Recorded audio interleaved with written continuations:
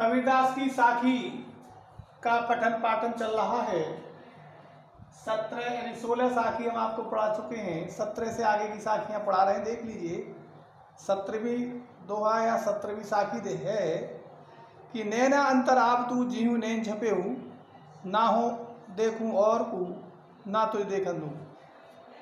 यानी नैना अंतर आप तू ज्यों ही नैन झपेऊ और ना हो देखूं और को ना तुझ देखन दूं। कबीरदास जी कहते हैं, क्या कह रहे हैं कबीरदास जी, देख लीजिए कबीरदास जी की क्या भाषा है। कबीरदास जी कहना है कि हे परमात्मा नैन अंतर आप तू, हे परमात्मा तू ज्यों ही मैं अपने नेत्र बंद करूं, तू मेरे नेत्रों के अंदर आकर शीघ्रता से आकर बैठ जा। नैन अंतर आप तू, हे परमात्मा तू मेरे आंखों के अंदर आकर बैठ जा और मैं अपनी आंखों को बंद कर लूं। तुझे अपने नेत्रों बंद करके ना तो मैं और किसी अन्य को देखूं और ना तुझे किसी दूसरे को देखने दूं। यानी नैन अंतर आप तू जेहू नैन झपेई, ना मैं देखूं और को ना तुझे देखन देऊं। यानी तू मेरी आंखों में आ जा और जैसे ही तू मेरी आंखों में प्रवेश करेगी वैसे ही मैं अपनी आंखें शीघ्रता से बंद कर लूंगा। तुझे अपने नेत्रों के बंद करके ना तो मैं किसी दूसरे को देखने दूंगा और ना तुझे किसी अन्य को देखने दूंगा, ना मैं किसी और को देखूंगा। मतलब कहने का यह है कि एक दूसरे के प्रति प्रेम का अनन्य भाव है। ये आगे देखिए, कबीर हर रस इहो पिया बाकी रही न थाक, पाका कलश कुमार का बहु न चढ़ई चाक। कबीरदास जी कहते हैं कि मैंने ईश्वर की भक्ति का रस इतना छक्कर पी लिया। ईश्वर की जो भक्ति है उसका रस मैंने इतना पान किया है कि मेरे अंदर किसी प्रकार की थकान नहीं रही, तृष्णा नहीं, सभी तृष्णा समाप्त हो गई। यानी मेरी सभी इच्छाएं पूरी हो गई। जैसे पाका कलश कुमार का बहु न चढ़ी चाक, जिस प्रकार कुमार का घड़ा जब पक जाता है तो फिर उसे दोबारा चाक पर चढ़ाने की आवश्यकता नहीं होती, दोबारा नहीं बनता। ठीक उसी प्रकार मेरे मन में अब कोई सांसारिक लालसा या इच्छा शेष नहीं है। ऐसी स्थिति में आकर मैं आगमन के चक्कर से मुक्त हो गया हूं। मतलब कि कबीर रस यो पिया, कबीर ने भक्ति का रस इस प्रकार छक्कर पी लिया है कि मेरे अंदर अब किसी प्रकार की तृष्णा, किसी प्रकार की इच्छा, थकान नहीं रही। ऐसे जैसे कुम्हार का घड़ा पक जाता है, उसे चाक पर चढ़ाने की आवश्यकता नहीं होती, ठीक उसी प्रकार मेरे मन में भी कोई सांसारिक लालसा या इच्छा शेष नहीं है। हेरत हेरत हे सकी रहा कबीर हेरा, और बूंद समानी समन में शोकत हेरी जाए। हेरत कहते हैं खोजने से। कबीरदास जी कहते हैं क्या कि परमात्मा को खोजते खोजते मैं खुद खो गया, परमात्मा को ढूंढते ढूंढते मैं खुद खो गया, परमात्मा का ध्यान करते करते मैं ही उसमें समा गया, लीन हो गया।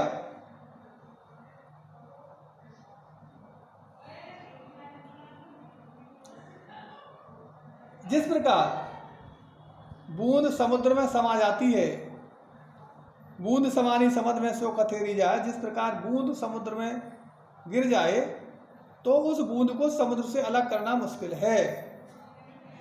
वो बूंद समुद्र में गिरकर उस समुद्र का आकार ले लेती है, उस बूंद का अस्तित्व समाप्त हो जाता है। उसी प्रकार जीवात्मा भी परमात्मा से मिल जाती है, उसमें लीन हो जाती है, तो परमात्मा से अलग करना उसका मुश्किल है।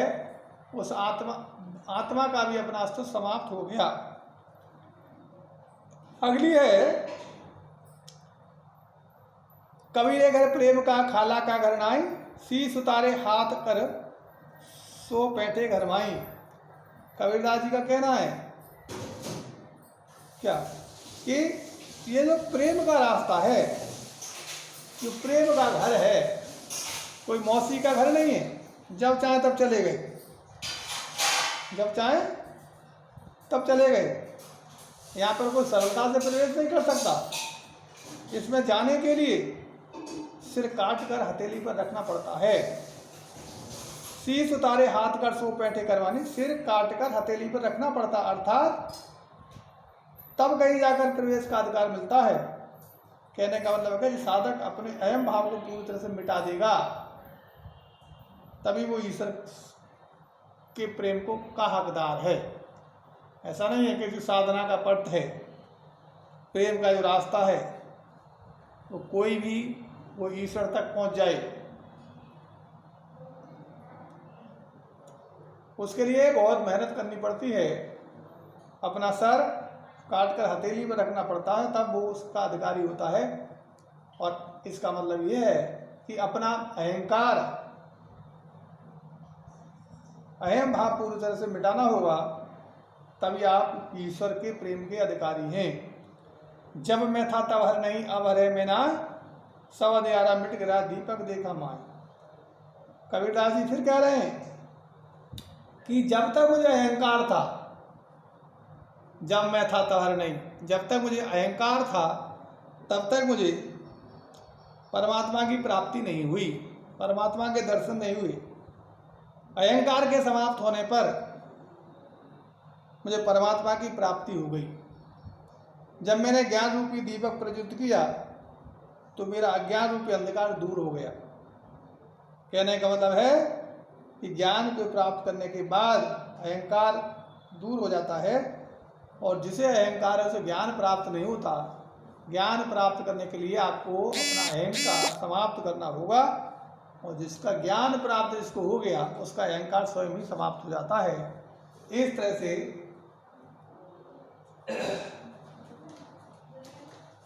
जो कबीरदास की साखी है, उन साखियों का भावार्थ पूरा हुआ। इससे संबंधित जो 2-4 प्रश्न वो देख लीजिए। भक्ति रस की पान करने से क्या होता है? भक्ति रूपी रस का पान करने से क्या होता है?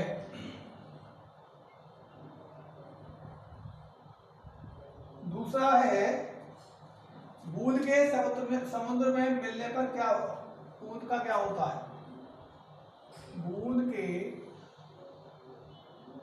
समुद्र में मिलने पर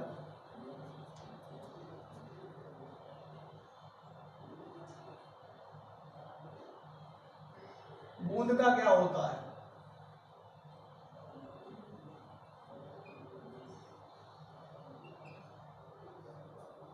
तीसरा प्रश्न है, कबीर ने प्रेम के मार्ग को कैसा बताया है? कबीर ने प्रेम के मार्ग को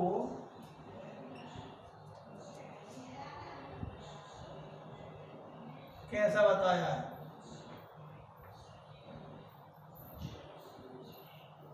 चौथा प्रश्न है, जब तक अहंकार रहेगा तब तक क्या नहीं होगा? जब तक अहंकार रहेगा तब तक क्या नहीं होगा?